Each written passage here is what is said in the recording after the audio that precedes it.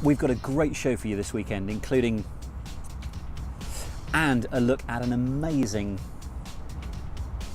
which should be a long shot unless she manages to.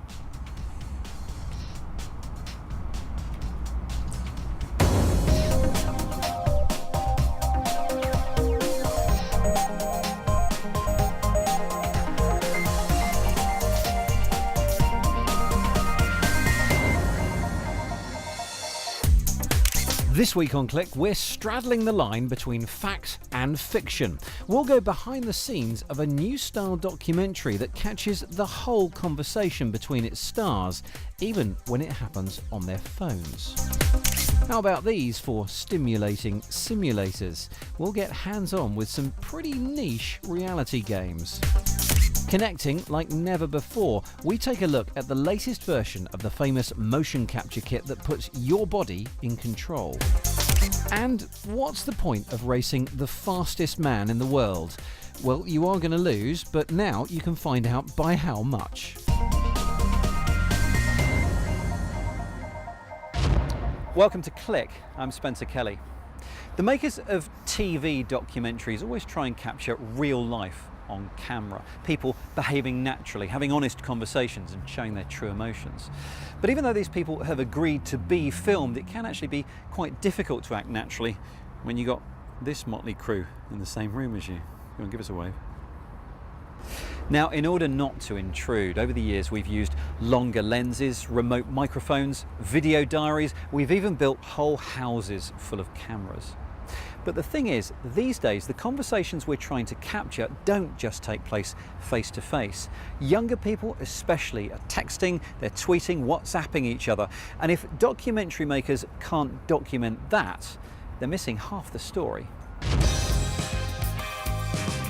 This is Channel 4's Secret Life of Students, which charts the lives of 12 students over the first tumultuous term at Leicester University.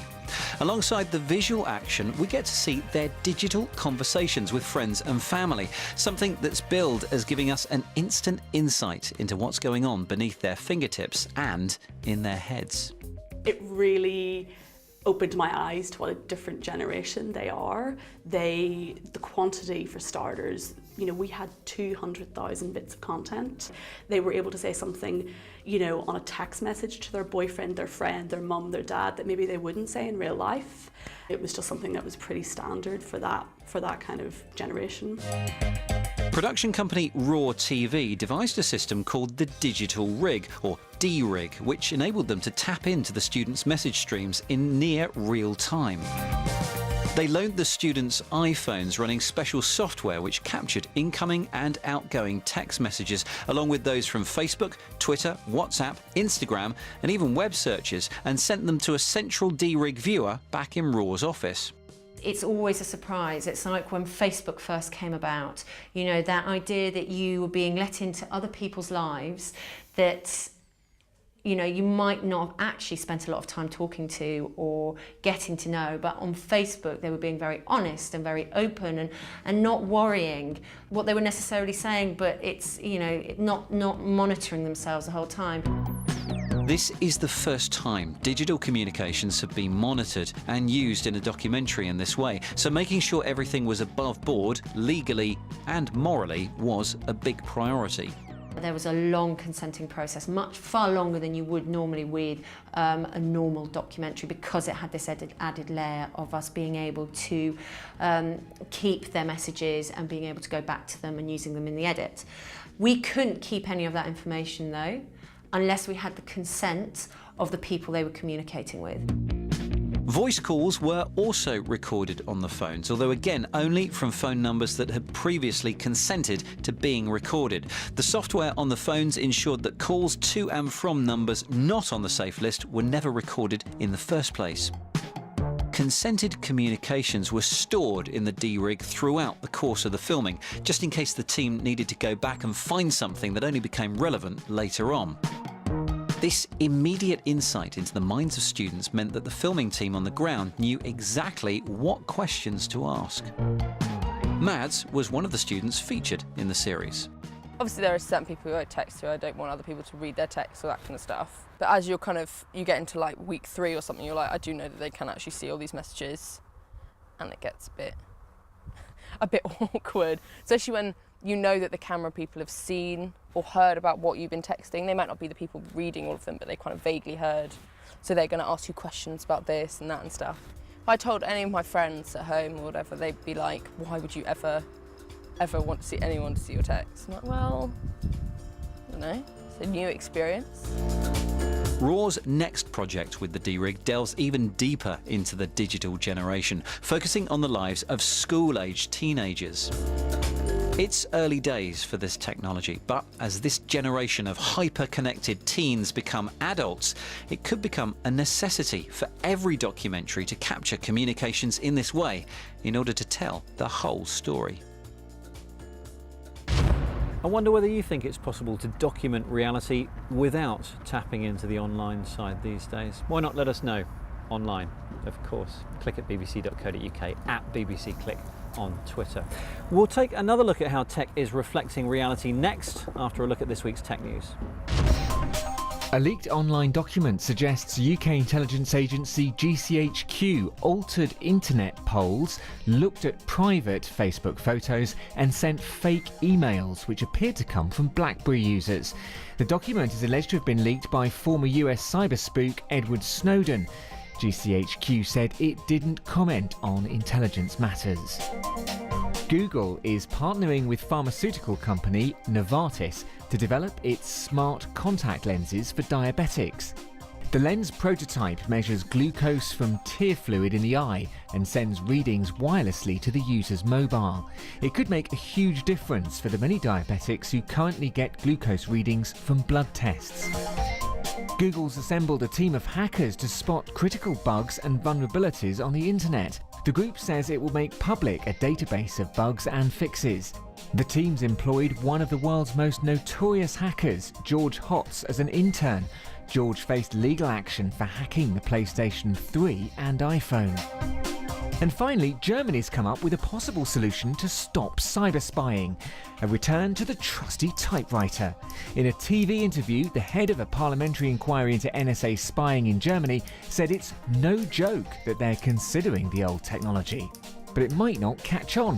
One politician said she would rather abolish the secret services than return to typewriters.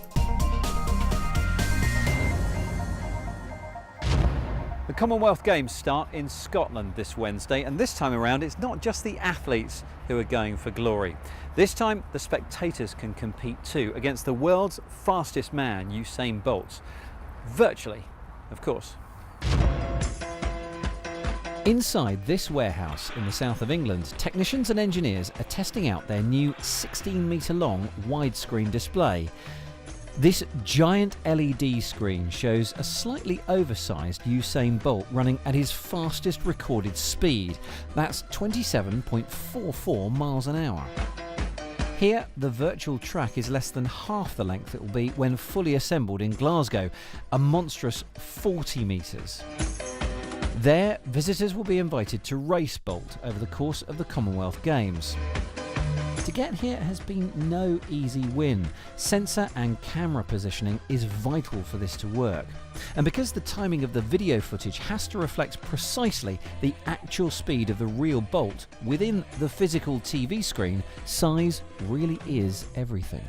The ratio of the screen is what makes it complex. Normally you would expect a screen to be maybe 16:9 ratio, 4:3 ratio, the kind of standard screen you'd expect to see at an outdoor event. What makes this interesting is that where it's a running race, it's an extremely long and narrow screen. So actually getting the footage to work on that is one of the challenges. Yes, it's a gimmick and a chance for the sponsor to acquire online information from its visitors so it can, well, stay in touch with them on social networks, if you catch my drift. For the technicians, though, it's enabled them to provide a new experience that goes like lightning, even if you don't. Now, if all that running about sounds a bit too much like hard work, take a look at this.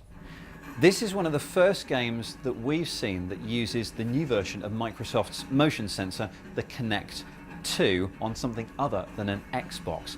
There's the Kinect, whoops, at the top of the screen there, and behind all this gubbins is a PC running Windows 8.1.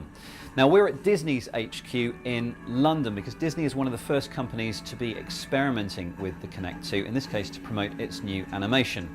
Hence I'm currently pretending to be a plane and dumping water on these wildfires. It goes on sale for anyone to tinker with and use with all sorts of different kit like PCs and robots this week. The original Kinect has been used for all kinds of stuff, from helping surgeons to offering new artworks in galleries like those we saw a few weeks ago. It's tracking 25 joints in my body as opposed to 20 in the previous model, and it can keep track of up to 6 people at a time, 4 more than before. That's partly because the new Kinect has a wider field of vision, hence both myself and Dan can stand next to each other, arms outstretched, and play the game, and the thing copes quite adequately. It can also recognise smaller objects than the original Kinect, and it allows you to stand closer to it, which is handy if you're short of space in your living room. Disney previously had a bit of a job making this sort of active promotional stand work in cinemas or shopping centres when smaller children tried to play. That's because the original Kinect wasn't always sensitive enough to pick up the movements of small people. Now there are other gesture recognition systems around, Leap Motion and Depth Sense for example, but it's the Kinect that's been most used and adapted by developers. It's a fraction more expensive than the other systems, mind you, so we'll have to see whether its dominance continues in years to come. Now, flight simulators have been around for decades, as have racing simulators, for example. But it turns out these days you can simulate almost anything, including what it's like to be a goat. Yep, this is a tongue-in-cheek third-person adventure, or maybe that should be third goat adventure, where a goat can explore a town, engaging in goat-friendly activities such as enjoying a fairground and riding bikes. Now, Goat Simulator was born out of programmers having a bit of a joke, but a whole subgenre of slightly more serious sims are played by thousands of gamers every day. Mark Chislak has taken a trip to the countryside to find out a bit more. See you on the other side. Video games are simple. They're all about blowing stuff up. Racing at high speeds. Platforming or puzzle solving. Ploughing fields and cultivating crops. Hang on a minute. Simulation titles have been big since the very dawn of video games, and now a seemingly sedate subgenre which allows players to take to the open road in trucks or enjoy the pastoral pursuits of the farmyard has become increasingly popular in recent years. Get behind the wheel of a tractor, or a truck, or under the bonnet of a car. Cut down trees and deliver the wood to a logging company, or engage in the thrills and spills of collecting and delivering packages in a warehouse.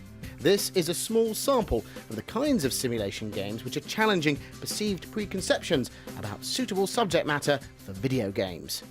Players like Dale and Ross both live and work in the Cornish countryside. But I don't get to spend so much time outside doing it in real life, so unless I got a sort of phone call from someone I've worked for in the past for like a weekend or a day job, that's the only real time I can actually go outside and actually do it in real life, so that's why I usually spend time like the weekends, days off or in the evenings just playing farm sim. It's different for them up in the like towns and all that because they don't see what we see. We see what we see in real life, but they see big fields, you know, not very fast. I love the game, to be honest. It cheers you up, really. If you come home and had a horrible day at work with the rain and all that, at least you can go on there and drive a tractor all nice and dry, like. I do find it weird sometimes because when you think about it, you spend all day doing it, then you come home and do it again. It doesn't sound right, but I can't sit there and play other games like Call of Duty. Well, I can, but I can't sit there for as long as I play farm sim. I could play farm sim all day, I have done before.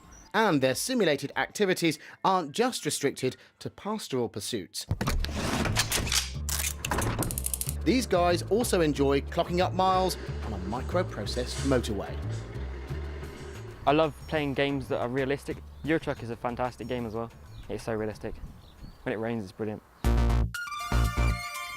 As the name suggests, Euro Truck Simulator allows the player to haul cargo across long distances, delivering loads to destinations across Europe. It seems that a lot of the appeal of these games is their absolute adherence to realism. Just as much care and attention to detail goes into the development of these titles, which are mainly about heavy machinery, as goes into any AAA blockbuster which is primarily concerned with heavy firepower. Giant Software are the developers behind Farm Simulator. They're based here in Zurich in Switzerland. The team here study farming reference manuals, utilising laser scans of equipment as well as recording authentic audio of the kit at work. These programmers and artists think they understand the key to the success of these sedate simulators. Maybe it's because of the current world is so fast and everything with technology and everything changes so fast, and maybe it's sort of like the game gives you the possibility to get out of the stress you have on a daily basis and go into the game and relax there. But the appeal of these games goes way beyond sowing seeds and hauling goods. Players have the ability to modify elements of the game, changing or improving parts of the vehicles or equipment used. Oh, the modding makes a hell of a lot of difference. I mean, I don't think you get as many players as you do without the modding. Because everybody's got all their own tractors, they make them, they edit them. Everybody has fun doing it. If you just had to stick to the original tractors, no one would, I don't reckon there would be as many players as there is. Perhaps these games aren't for everybody, but with thriving online communities and relaxing, stress-free gameplay, these almost serene simulations aren't quite as niche as they might first appear. Mark Chislak. And once you've finished practicing operating heavy machinery using your simulator, it's time to get your hands on the real thing. Although even then, you don't have to touch the real controls. Here's LJ Rich.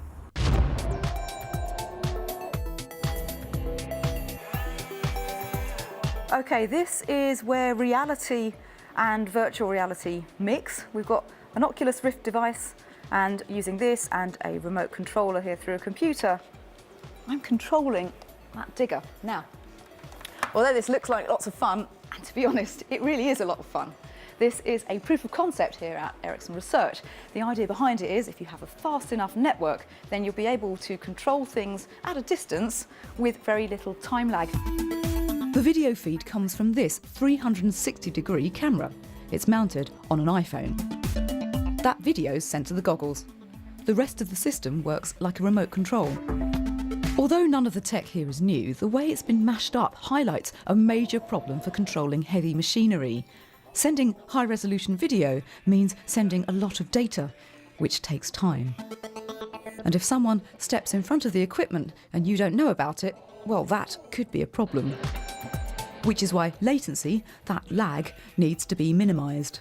Right now we're working a lot more about the immersiveness and the responsiveness. Are there things in the machines? Are there things in the environment? Are there other machines that can help you out? Could it be sensors instead of just only have like one massive amount of video going on? What about audio, 3D audio and so forth? Those kind of things, we're trying to investigate them together with other groups in order to see how can you find the immersiveness. This demo makes it clear the importance of being virtually inside the machinery you're operating from a distance.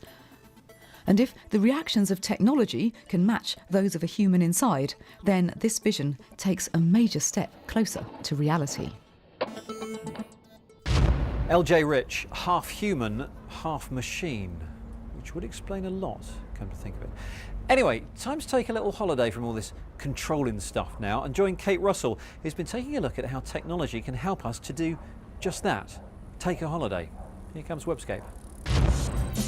End of the spring and here she comes. One of our favourite things to do on holiday can also be the biggest health risk, sunbathing. Netatmo has come up with a high-tech solution with the launch of June. A nicely designed wearable sensor that monitors your exposure and sends you reminders via an app about using UV sunscreen and putting on a hat and sunglasses.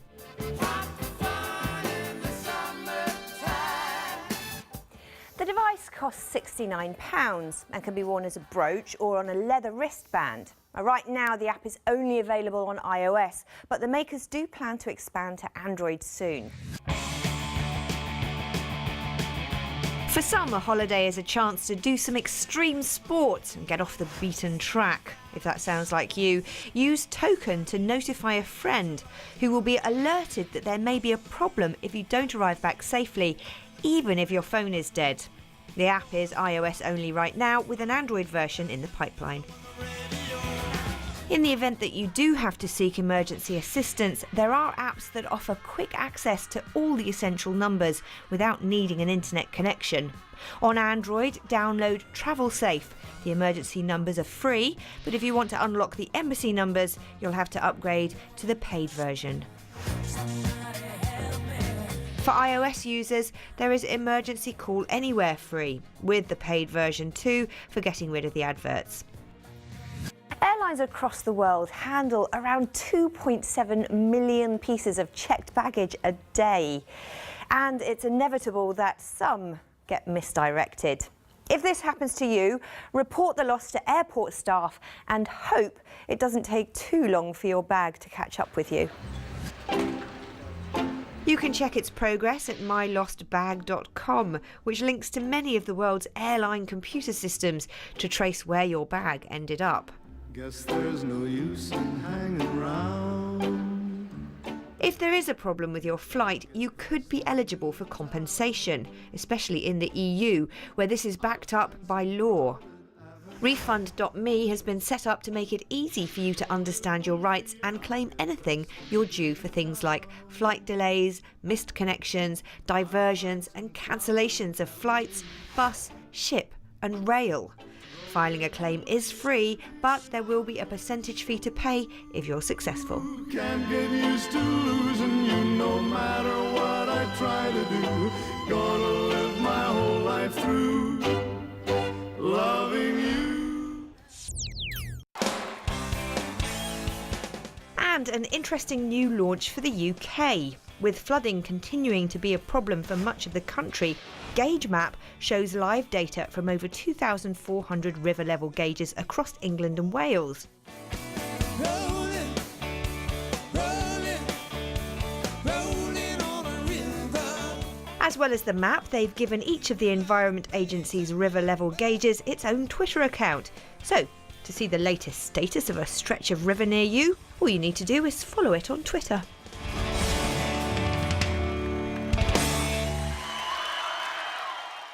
Thank you, Kate. Now, we've seen quite a few simulators today, and just before we go, I thought I'd show you one more simulation. Have you ever wondered what it would be like to drive a Formula One car down the Mall and round Buckingham Palace? And more specifically, have you wondered how noisy that would be? No? Why ever not?